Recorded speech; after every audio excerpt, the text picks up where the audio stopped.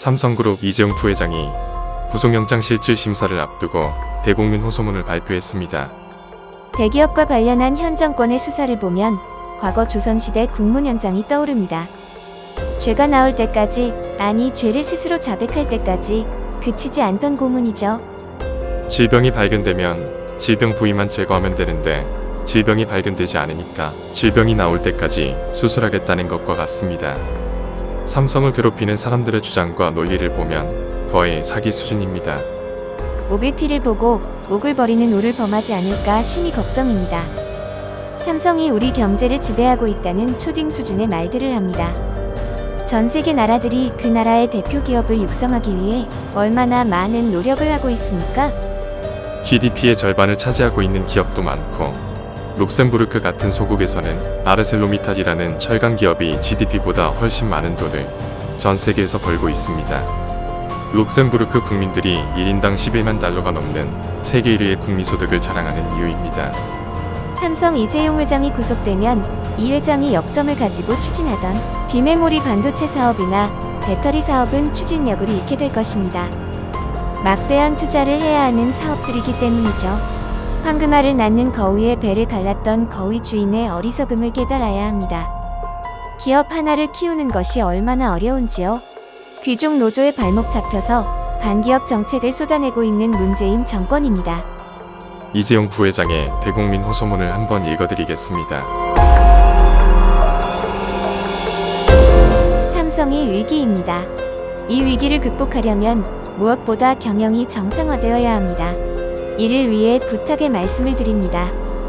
검찰은 장기간에 걸쳐 삼성 바이오로직스의 회계 처리에 대해 수사했습니다.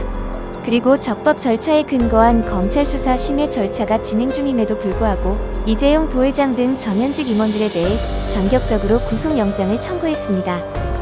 이제 법원의 영장심사 등 사법 절차가 진행될 것입니다. 검찰에서는 수사 계속 여부와 기소 당부에 대한 심의 절차도 진행하겠다고 밝혔습니다. 어떤 결과가 나오더라도 삼성은 법원과 수사심의위원회 등의 사법적 판단을 존중할 것입니다. 다만 법원과 수사심의위원회의 객관적이고 합리적인 판단을 위해서 삼성은 몇 가지 사안에 대해서 적극적으로 해명하고자 합니다.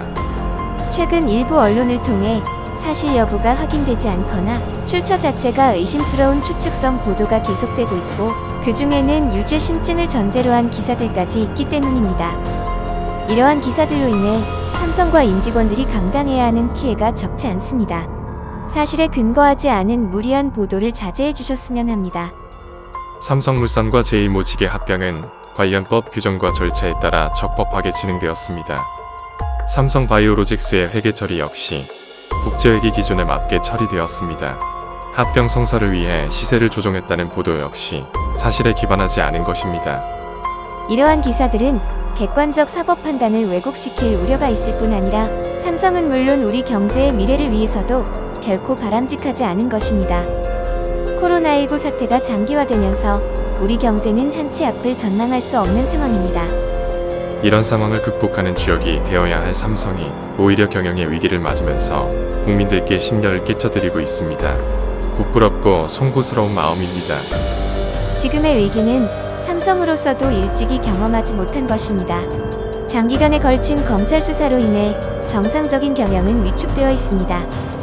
그런 가운데 코로나19 사태와 미중 간 무역 분쟁으로 인해 대외적인 불확실성까지 심화되고 있습니다.